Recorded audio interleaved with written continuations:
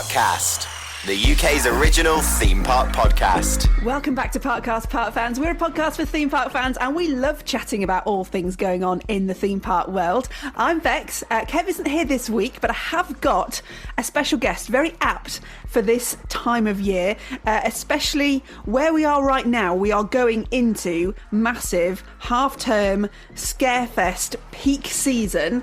So I'm really happy that I've managed to get this guy on. I did say a couple of weeks ago on the podcast, I wanted to get someone on who'd worked behind the scenes with helping to bring Scarefest, Scare Mazes to life.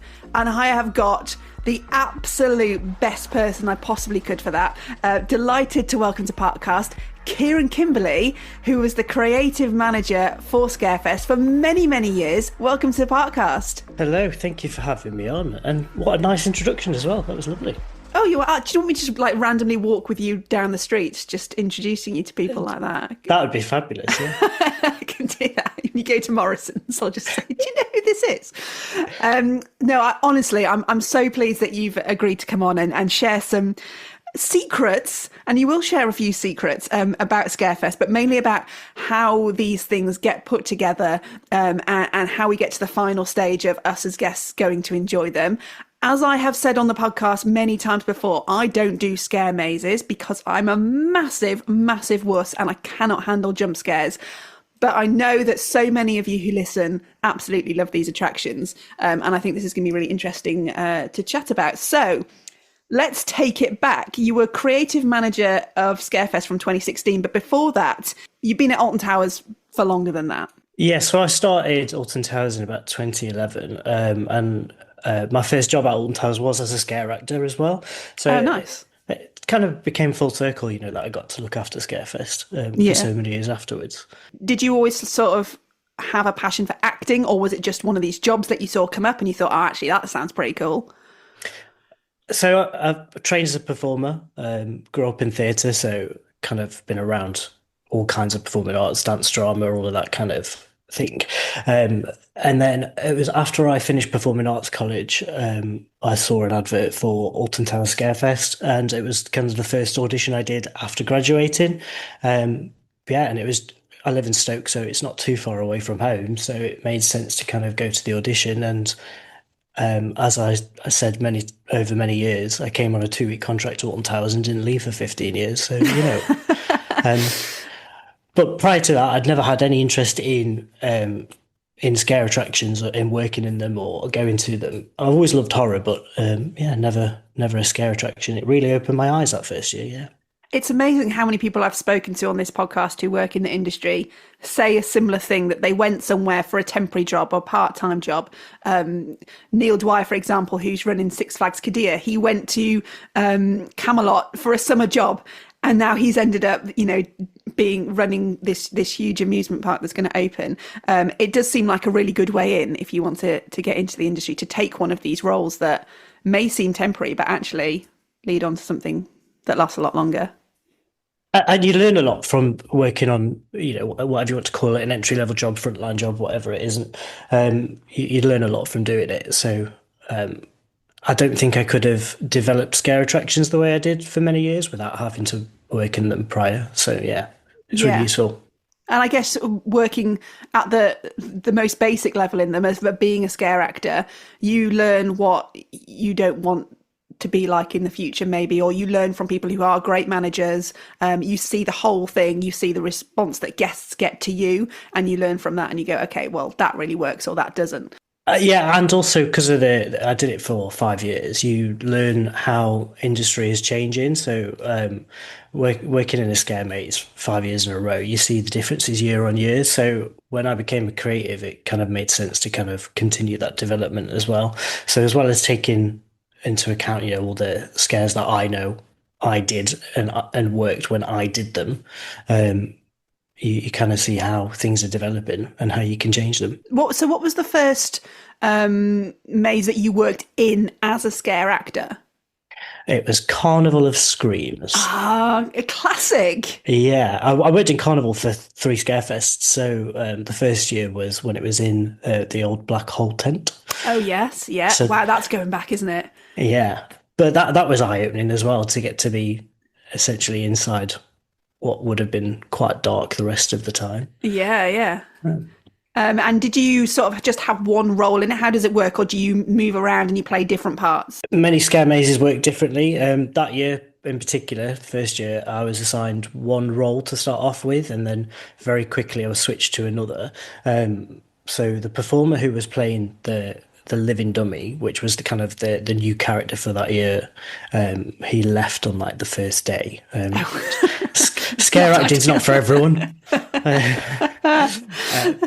And because I was a similar body type, they recast me into the role as the living dummy, and I had a lot of fun playing that for the rest of that Scarefest. Amazing. Yeah. Yeah, Hasn't that been brought back this year as well? I think I've seen some of the costume be reutilized as a different character in one of the new Scare Yeah. zones. Yeah.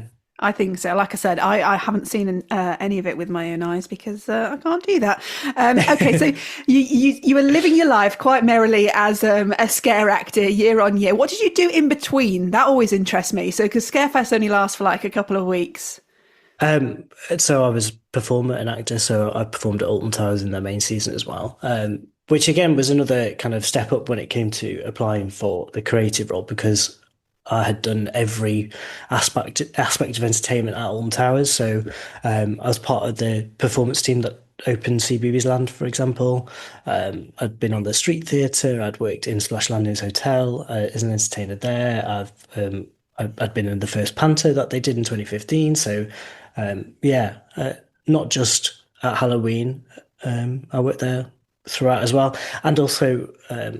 I don't know if you remember the Sanctuary when it opened in 2013 at the start of the season. I was part of that cast as well. So that was unique, getting to scare in March. Yes, because that was all part of the initial sort of storyline for Smiler and stuff, wasn't it? It was all linked in with that. Yeah, so we were in the Sanctuary from the start of that season all the way to when the Smiler opened. So yeah, that was a lot of fun. How do you go then from being just a scare actor into this creative manager role? Because that must be a bit of a step up for you. Opportunity. That's the simplest answer because as I said, I worked at Alton Towers doing lots of different performance roles, but I also performed outside of Alton Towers. I wrote shows for outside of Alton Towers in that time. I was also a team leader for a while, so it was called a show captain then. At the park, I worked with lots of different people. So I worked with the Drifters, the band The Drifters, on a couple of their tours. Oh yeah, yeah. So I'd done lots of creative work outside of Alton Towers. So when it came to the job becoming open, it seemed like a natural fit for me to apply. And as I mentioned at the top, like I've always enjoyed horror, so it seemed to be a fun thing to do to kind of create that horror. So yeah, that it was just opportunity, right place, right time. And the talent to go with it as well. Let's not forget that. So this was 2016. So you were given the job, and you're like, "Yep, okay, you're the creative manager now." How big is that scope as creative manager? Where does your job role sort of start and end? In 2016, it was a very different world to how it became post-pandemic, shall we say. So when I started, there was three of us hired at the same time, and we kind of worked quite nicely as like a little kind of theatre creative team. There's a musical director, a choreographer, and a director, a script writer. At the time, there was a very small kind of core entertainment offering at Alton Towers, and Scarefest was quite small, so there was only like three scare mazes in a scare zone, and the Alton Ancestors and Freaky Friends, for example, and Christmas was quite small as well. But then over the years, we grew those events. So as a team, we introduced family attractions, we added extra scare zones, we made Christmas bigger, we made the theme park entertainment for the rest of the season bigger over those years as well. And also we were part of the team's instrumental in delivering all of the new events that came along. So the Feb half term event we just spoke about. But also, obviously, there was Mardi Gras, there was Oktoberfest, Festival of Thrills, there was Summer of Fun. So our job scope became bigger and bigger over the years, to the point where it was non-stop. Yeah, well, I mean, we weren't complaining about that as theme park fans. We absolutely loved all those extra events that Alton Towers put on, and sadly missed now, which I know we'll probably come on to. So in 2016, then, were you sort of charged with opening a new maze, coming up with a new idea, new concept? So we took our job role in the July, so that's quite far into the development of Scarefest already. So there was a couple of inherited concepts that we took on from the previous creative. So it was unnamed at the time, but what became Altonville Mine Tours, that was the first year of that. So that had already started to develop. Isn't as much as there was a concept, there was some designs that the construction team had already started to build, but it was kind of missing the story arc and the characters and kind of what tied it all together. So that's kind of where we came in.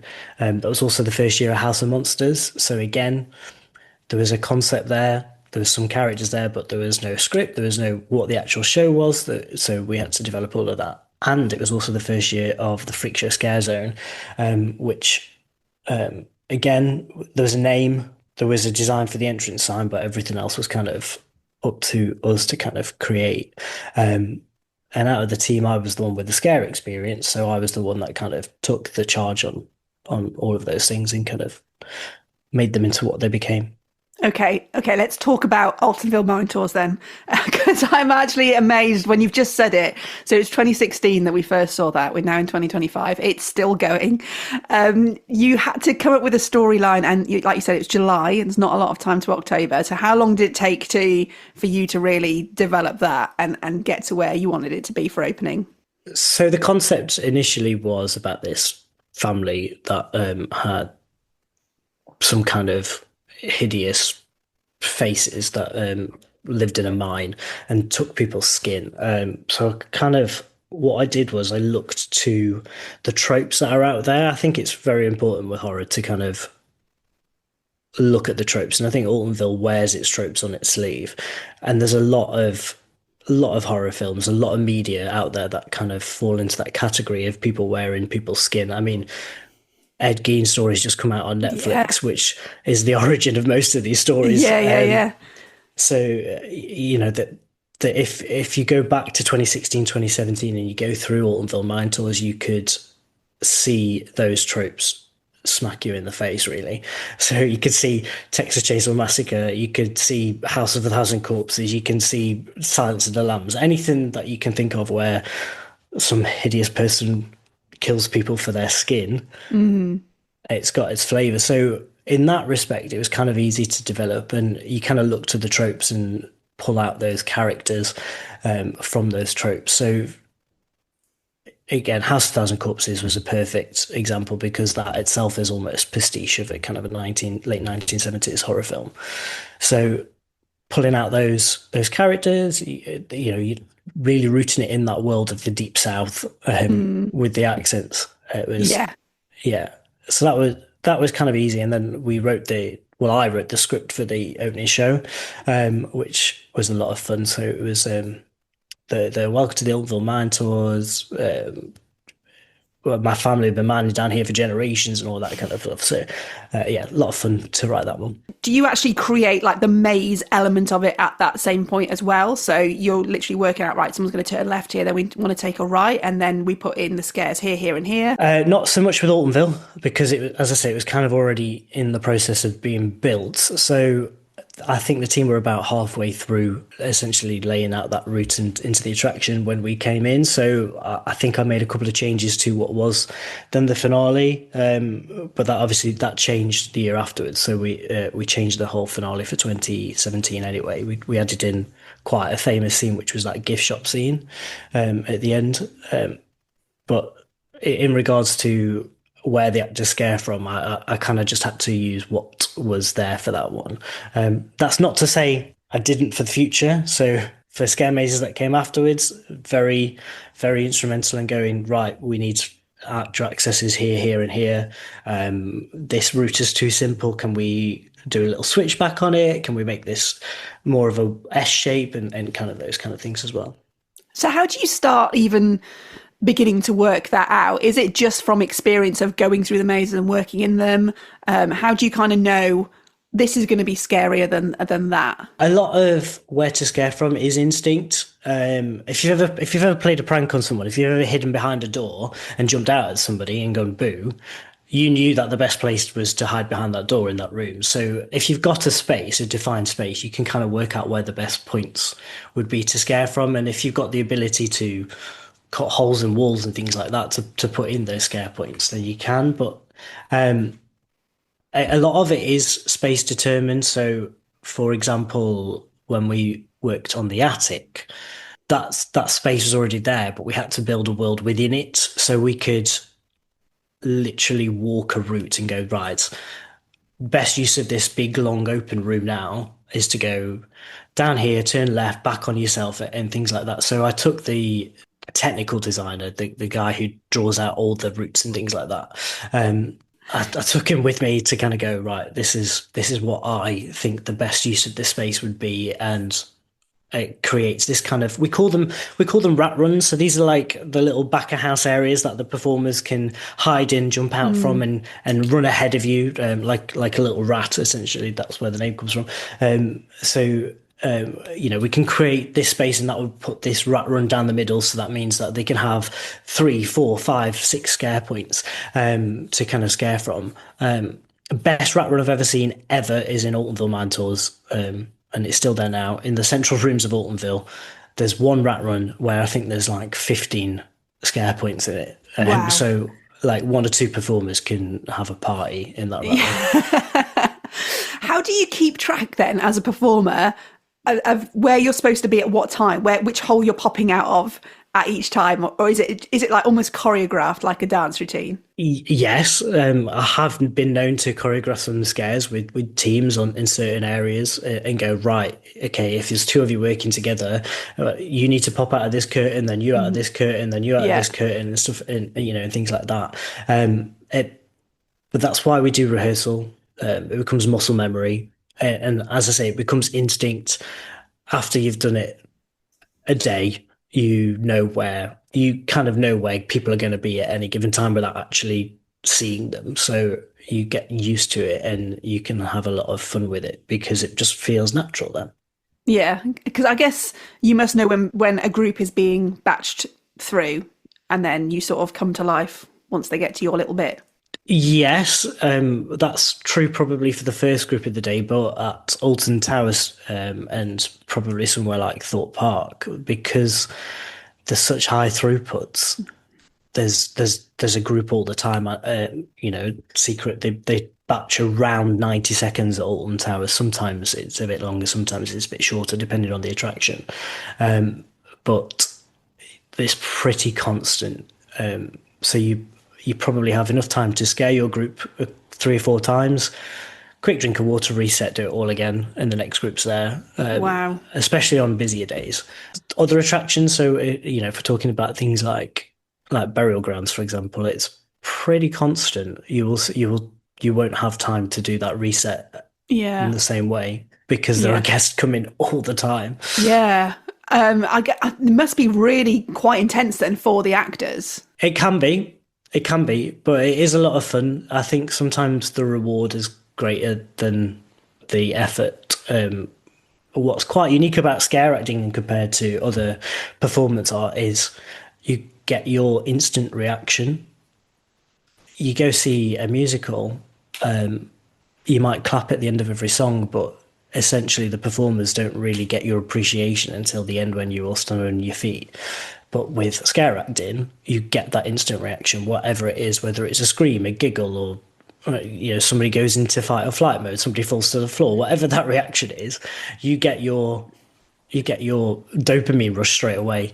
Yeah. Which, I've heard a lot of people say they keep coming back to scare acting after they've done other things just because there's nothing like it. You don't get that buzz, that adrenaline buzz from anything else for that reason. Yeah, it does sound like a lot of fun. Have you ever had a reaction, like a negative reaction from someone? Obviously, all the time you get told, like, don't touch the scare actors. It must happen. It does.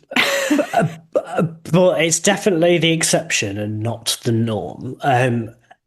a lot of new time scare actors, when they go into rehearsals, or a lot of the veterans they'll spread their war stories of all these horrible things that have happened to them. And sometimes that's quite frustrating. It's fun, but it's frustrating as a director because you have to go, right, okay, chill. It doesn't happen all the time, but it does happen. And so I know Alton Towers are very kind of aware of that it can happen. So they make an effort to deliver conflict management training to all their performers as well, so that they know how to deal with these situations. For me personally, the best scare I've ever done is after somebody is hit me. It was in Subspecies. Subspecies the End Games in 2015, the first year of that. That was quite new. It was a hands-on attraction at Alton Towers, which we hadn't really done before. There was this one couple that the girl she'd slapped about 3 or 4 of the performers. So I was the show captain, so I kind of came in as kind of an authoritative figure to be like, calm down. So she slapped 3 or 4 of these performers. She got to me. I'm not in character. I'm saying, you need to calm down. So she slaps me and, ow, no, this isn't on, this is your final warning. And as I said the words final warning, I got a punch to the throat. So I was like, oh. But her and her boyfriend at the time, they found it the funniest thing ever. They were giggling away at punching the actors. So then I had a radio being the show captain, so I radioed for the attraction supervisor, but also for security, and she heard me do it. And on that radio, she then collapsed to the floor and started apologising. That was the best scare she'd had all day, was from me threatening to get security. Oh wow! And in a case like that, does she actually get taken off the part? I guess you can't. You can't go around punching people in the throat and get away with it. No, I think she definitely got removed from the resort. I didn't really pay attention to her after attraction supervisor arrived, but sometimes it's instinctive. So sometimes people don't mean to do it, and they flail their arms when you scare them, which is a natural reaction. But you get used to knowing that is a natural reaction, and quite often they don't hurt. It's when people do it on purpose that it hurts. But the thing is, most of the time you can kind of spot the people that are going to give you those reactions. Right. Okay. Prior to doing it, so that becomes performer discretion. Then you make a choice. You either go, oh, that person looks like they might lash out at me. Some performers they like getting a response, so they'll still go after that scare. Try and really scare them. What about the other side of it? Have you ever had anyone, this would be me, so scared that they literally just collapse or faint or curl up in a ball or anything like that? Yes. Fear is a strange thing. It can make people do strange things. And sometimes people don't know what their reaction is until they get scared. So yes, we have had people drop to the floor, fetal position, curl up in a corner, and almost impossible to kind of move on. And it doesn't matter, it doesn't matter how many times you say to them, look, we are just actors, because they don't trust you because you have scary face paint on. So they'll still stay there. But it has happened. And what do you do in that situation? Do you move them into one of these rat runs, or how do you get them out without disturbing it, I suppose, for everyone else who's still coming through as a normal guest? There's lots of different ways to deal with it. Again, there's still part of the actor training that we do, and the performers kind of have to use their best judgment. So if it's, we just need to calm someone down, then we make those best efforts to do that, and then they might carry on or they might leave the attraction. We could always call one of our front of house team. All of the attractions at Alton Towers have, they call them attraction supervisors, so they're kind of like the manager of the attraction, who can always come in and help. If this person just isn't moving on, they also will have emergency stops as well, so the performer could always press an emergency stop. Lights come on, evacuation happens, and then we can get that person the help that they require. But Yeah, it's not a common thing, but it does happen. It's not a common thing because I don't go in them in the first place. But I remember I have been in a couple of the mazes. I went to a press launch for Project 42. And I went for a run through of that with, believe it or not, Melinda Messenger was in my group, and she was, I'm scared. She was petrified. Like, she was absolutely losing it. And I do remember someone just kind of grabbing her and putting her out an emergency exit to one side because she was just not coping with it at all. Yeah, whenever we've done press events, I always like the press events because the reactions from your celebrity clientele tend to be a little bit bigger, because they're not faced with these situations very often. Yeah, was Project 42 something you worked on? Yes. So Project 42 is an interesting one, how it came about. My manager at the time, who was the director of entertainment, took a few of us up to Nemesis of Terror, just to kind of have an exploratory look. And we were asking, is this for a scare attraction for this year? And his response was, no, it's all hypothetical. This is just if somebody says, oh, is there something we could do? What can we do? So we're just there having a look. 2 rooms in, a production manager turns to me and she says, right, so what's the story then? And I said, well, what do you mean? She went, well, the attraction you're going to put in here, what's the story? And I go, I don't think we're putting an attraction in here. And she's like, yeah, but what's the story? And I was like, oh, okay. It's a science lab where they're trying to find a cure for a zombie virus. And she went, oh, yeah, we've done that before, though, haven't we? I went, yeah, but it's a zombie virus that they've created to try and make people better, and it's something to do with Nemesis. Like, I was just trying to kind of get out of an awkward situation. She went, and she said, yeah, sounds good, we'll do that then. And then lo and behold, wheels were in motion for Project 42. Oh, wow. It was literally like that. Yeah. So you could have said anything in that moment and it would have gone a totally different direction.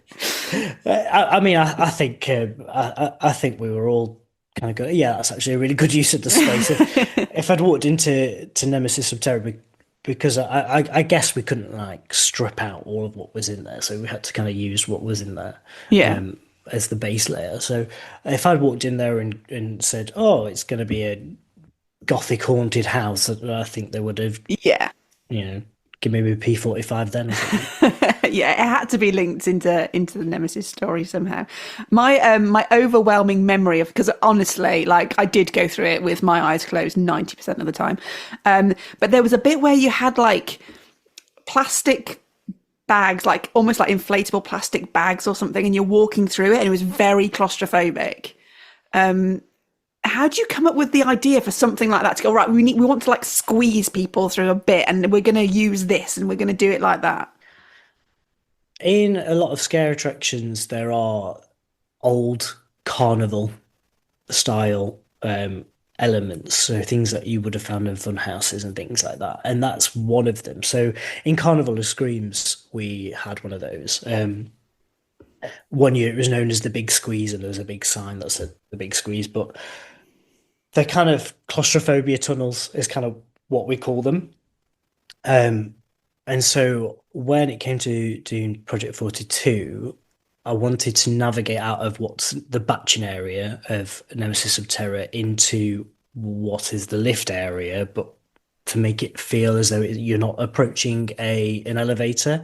So one of the ways I did that was to put those in, and normally they're black, so you can't, once you're inside them, it feels like it's very dark as well. But I said, what if we could get them in white to kind of make it feel clinical, kind of almost like a further decontamination type thing. So for me, one of the things that's really important when it comes to scare attractions is whatever you put in them, even if it is one of these kind of old carnival tricks, it feels relevant and it's justified within whatever story you're trying to tell.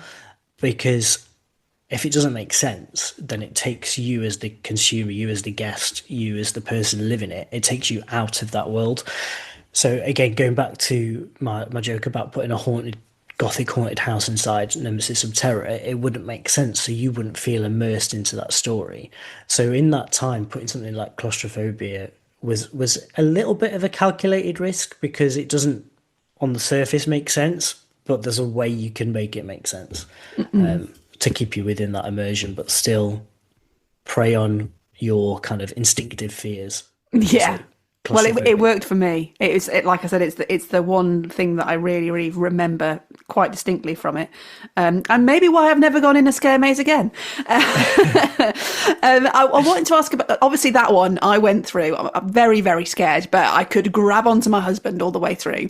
The mazes where you get split up, which is just an absolute no-go for me. I mean, the thought of being in one of these on my own, trying to find my way out, no. But I appreciate for a lot of people who are into these attractions, that is part of the thrill. Do you think they're more scary inherently? And do you, if you wanted to create a new attraction, do you go, right, okay, this is one where we're going to split people up because we want it to be a little bit next level scary? I think they're only scary if you are susceptible to being scared in that way.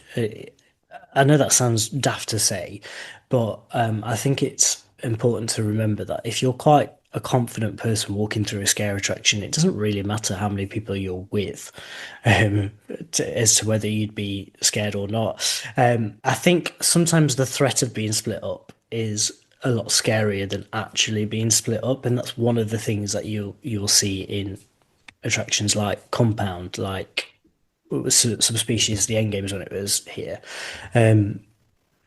is as soon as you tell people they will be split up, some people will go, "That's it, I'm not going in," and they will leave, which happened a lot in Subspecies. I think again it has to fit in with the story as to whether that's an element that we put into those things. Sometimes that might be the reason or where you start off from. So when Compound came around, what my brief was from the director of entertainment was he wanted a blunt instrument, was how he described it, something that is a gut punch, something that kind of hits you over the head as soon as you, metaphorically hits you over the head, obviously, hits you as soon as you walk into the attraction, and being threatened with walking alone or going through these attractions on your own is one of those things. But also in Compound, you won't know because you've not done it, but one of the first things that happens is you get put into a cell and you actually get locked in that cell. So again, someone who's claustrophobic like yourself, it kind of immediately, as soon as you walk into the attraction, starts preying on those base fears, if you like. So yeah, again, it has to fit with the story. It has to fit with what you're trying to tell, because it wouldn't make sense. So for example, if you went into the attic and you had to get split up, why? Yeah. It's a ghost story. Why would the ghosts be roughing us up and splitting us up? What, they wouldn't happen. So yeah, it has to fit with the story. Yeah. And I guess with something like that where you don't get split up, you then have to just find another way to play on those fears, and you have to say, well, what is the fear that we're trying to create in this one? If it's not claustrophobia, it's not being alone, what is it? And something like the attic, what would you say the overriding feeling of fear is that you were trying to create? I always start with what the scary thing is, and by that it could be one of those fears that you've just been talking about. With the attic, it was I wanted to tell a ghost story, and the reason ghost stories work is because they build the tension. So when it came to the attic, the space came first. It was what can we do in the ruins that uses a different space, and I knew that top floor because we've used it for many other things. It was part of the Ultimate Sleepover, for example. So I was like, we don't really take guests up there, so how can we do that? And those who've done the attic will remember what felt like 95,000 stairs that you had to go up to get to the main part of the attraction, and all that way, that's building that tension. So as well as changing your location, so taking you somewhere that you're unfamiliar with, it builds the tension. And I think Simon, who wrote the music for it, really encapsulated that in the soundtrack as well. There's lots of kind of piano lines and melody at the start, and then it gets harsher as it goes through. And if you can build tension the release of the tension becomes the scary thing. So you were saying you don't like jump scares. You don't like that release of the tension. Or it's probably actually the build of tension that you don't like. Maybe, yeah. It's the apprehension. It's Yeah. the something's going to happen. Yeah. So that's what I wanted to do with the attic. It's a classic ghost story. And let's not forget, there's a lot of people who might not be bothered about chainsaws or claustrophobia or being chased by whatever, but tell them that it's something's actually haunted or there's a ghost story, and that will just send them off the edge. And that can be their sort of fear as much as anything else. Have you got a favourite baby? I know it's like trying to say choose your favourite child, but of all the ones you've worked on, is there one that you would be like, that one's got a special place for me? I think you've answered the question there. No, I don't have a favourite. I'm very fond of a lot of them, and some of them I wish they were longer. So a lot of the attractions that I've created due to circumstantial reasons only lasted a couple of years. So Project 42 we mentioned, Friction Toxic Junkyard, that only lasted a couple of years. The Welcoming only lasted a couple of years. These are, I wished we got more out of them because I really enjoyed them, and I enjoyed the different aspects of different kind of emotions and different vibes that they kind of evoked. And because that, we've just touched on it, people are scared of different things. Yeah. And I think as variation, that those are three kind of very different attractions to everything else that was around them at the time. So, I wish they were longer. I love House of Monsters as well. I think that, again, was a victim of circumstance, but that could have run for many, many a year if the time was right. It was especially by that third year, it was a very beloved attraction as well. Not necessarily a scare attraction, but we're talking Halloween, aren't we? So it's fine. So it's important, do you think, to have a balanced mix of mazes with one which is like the themes are different. None of them sort of overlap.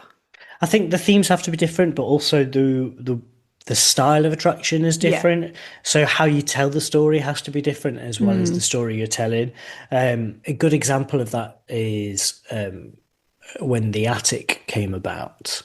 The other attractions that were around were Altonville Mine Tours and Subspecies The End Games, which Altonville Mine Tours is very claustrophobic, very gruesome in its kind of nature. And then Subspecies was that kind of that gut punch that I was talking about before. So to have the attic as that third alongside it, which gives it that kind of that tension building was key. And as I said, it was a ghost story. It was in a different ecosphere.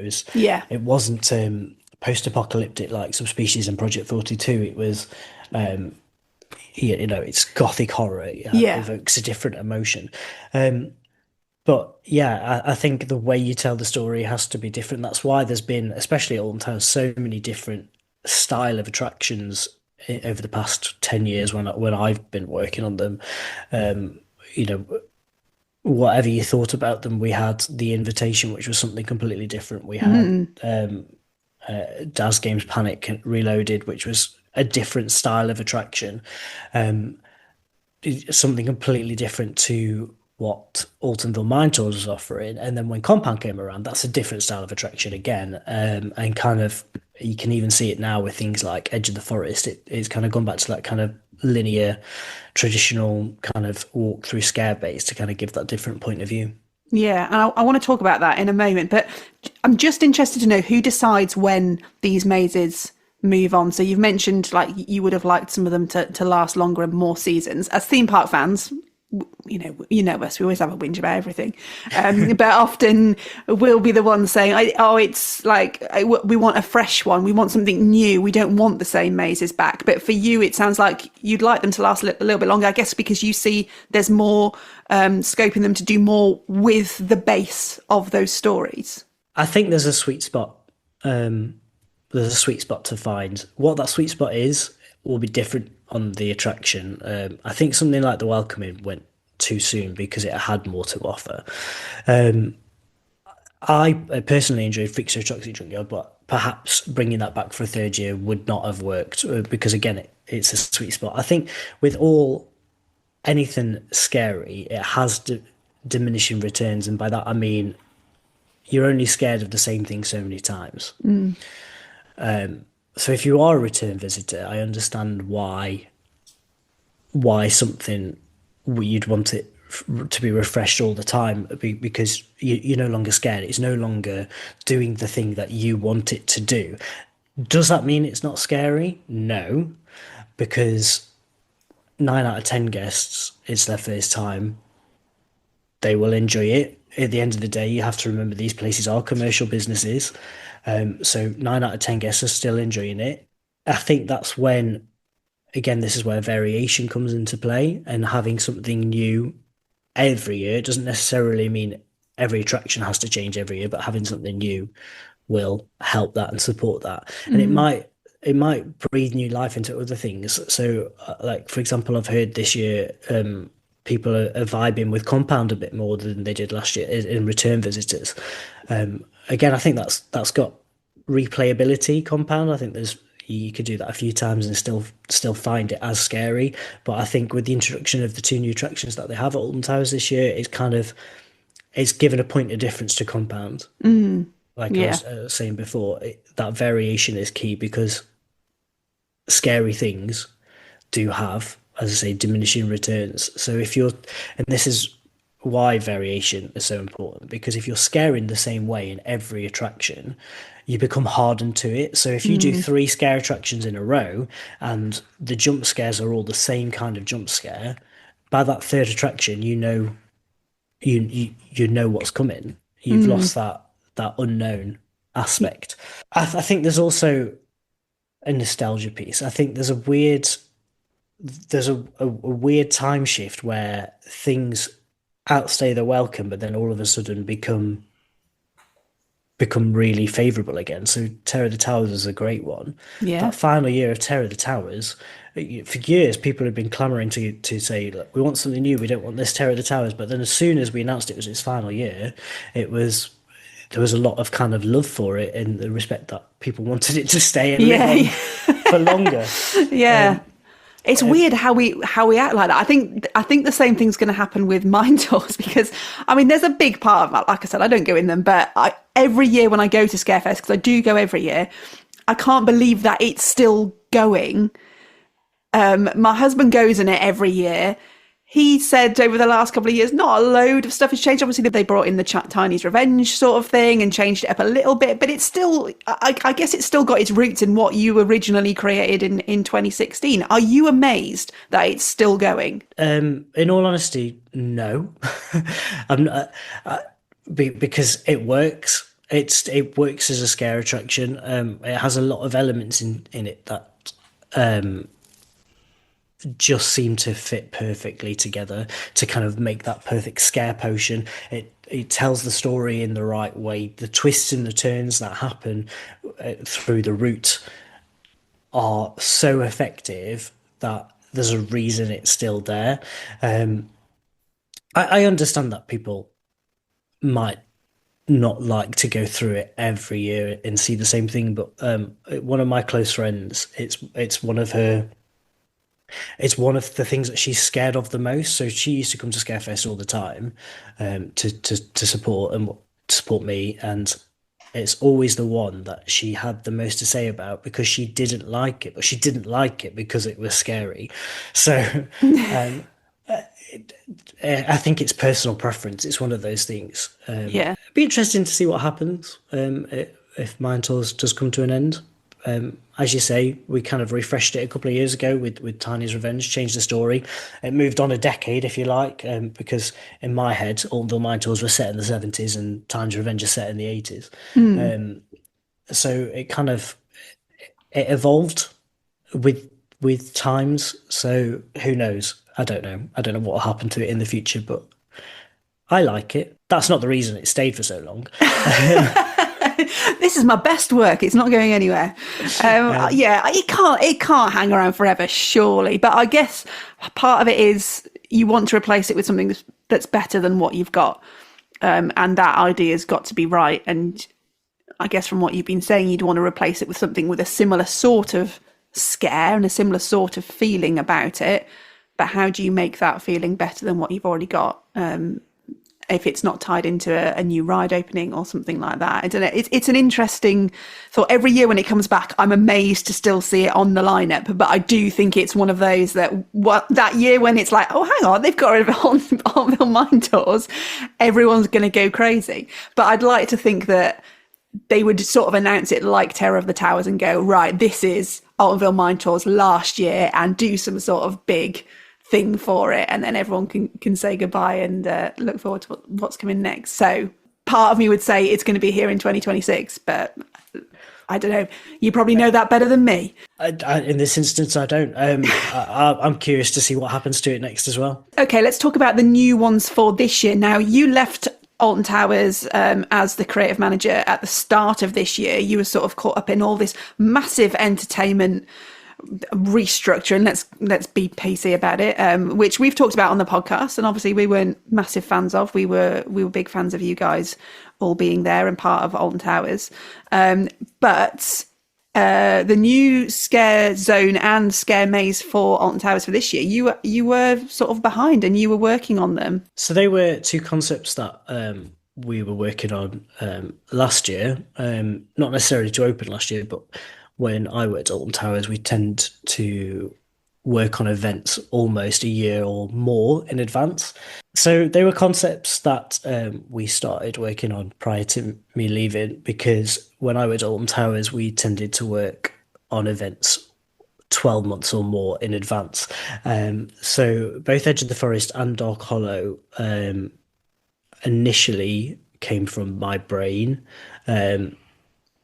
With Edge of the Forest, it all started off as this crazy poem I wrote after reading a book about an old haunted forest. Oh, really? Yeah. So I wanted it to be the poem. I wanted it to be like a kind of Beowulf kind of old poem that kind of has a little bit of folklore behind it, so that if it was to be used in the attraction or part of the attraction, it was almost felt like we'd found an old poem and we based it on an old poem, which you can still hear that poem as you're waiting to enter the first cottage of Edge of the Forest. You can still hear it playing in the audio, which is really nice. And that's where the name Leshwall came from as well. I wanted to kind of take this creature of Leshy, who's this kind of Norse folk creature, and make him a Middle England kind of character, which is why I added the wall on the end of it.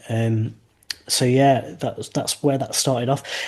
Since leaving, other creatives have taken over, so it's changed, it's adapted. It's not the same complete concepts that I had. It has lots of different twists and turns that I didn't anticipate being as part of that. And the same with Dark Hollow, that started off as a concept that I created with the name, and it being loosely linked to 13 and the 13 girl, but it's developed since then. So I got to see both of them on the opening day of Scarefest.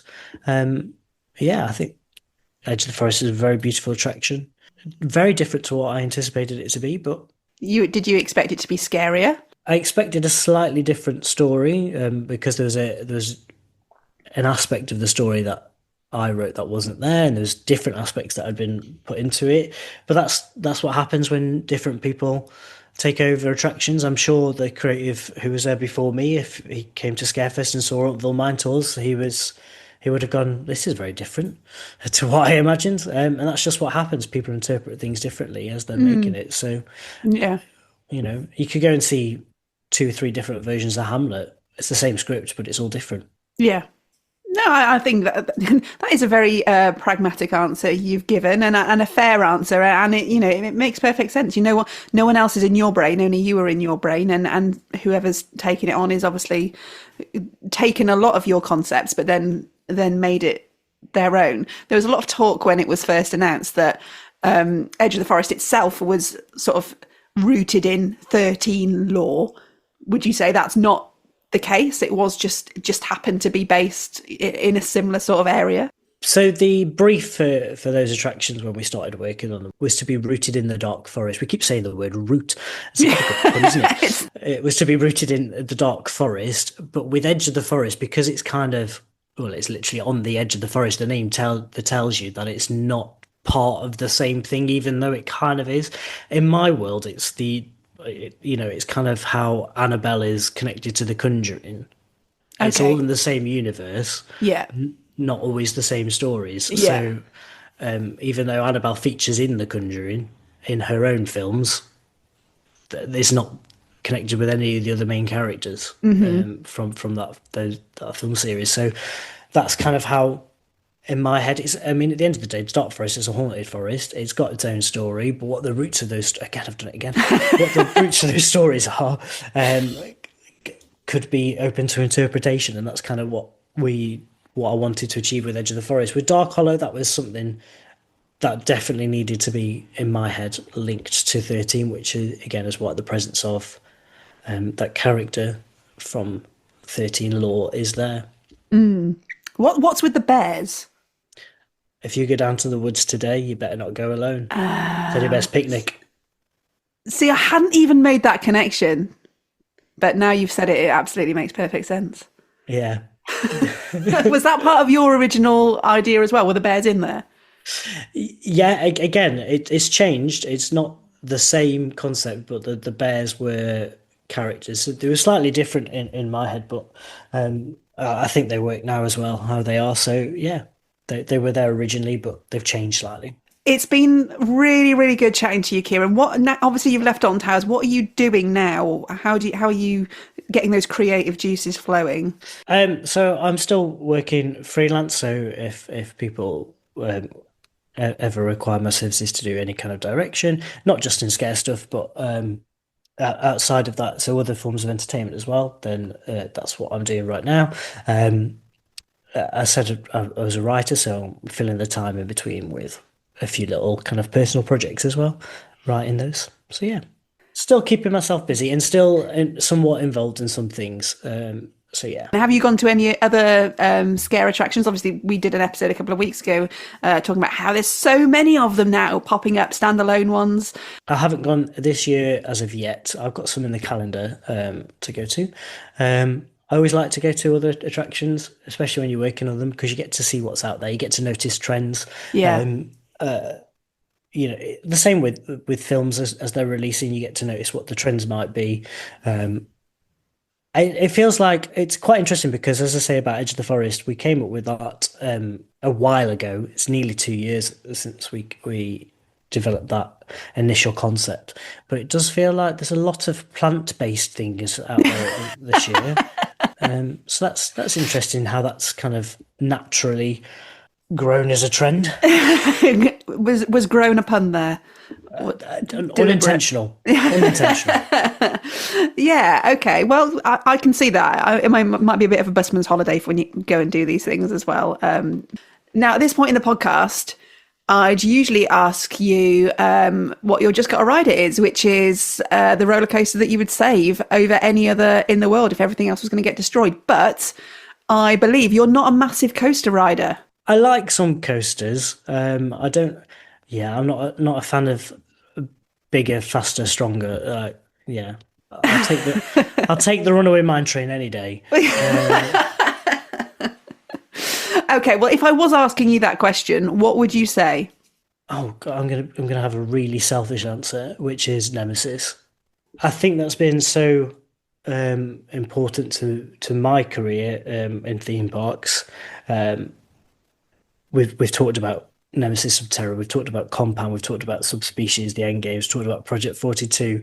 These are all connected. So worked on the street team as well for the Forbidden Valley street team for the launch of Nemesis Reborn. A lot of my colleagues had a lot of hands in the lore that was kind of built around that, and the kind of the PR and the marketing campaigns that went in as well. So I think that one for me is quite important, but I think it's also quite important to the industry.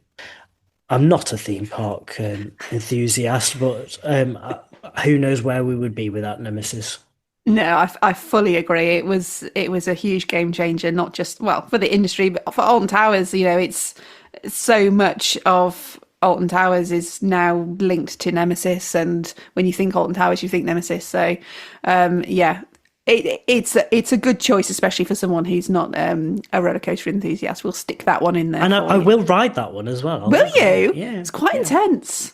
If someone who doesn't like intense coasters, you'd be better off with 13. Oh, I like 13 as well. All the John Wardley classics. All right, Kieran. Well, thank you so much for coming on and sharing your insight with us on Parkcast. It's been fascinating hearing from you. We are all still very sad about the situation of the entertainment staff at Merlin.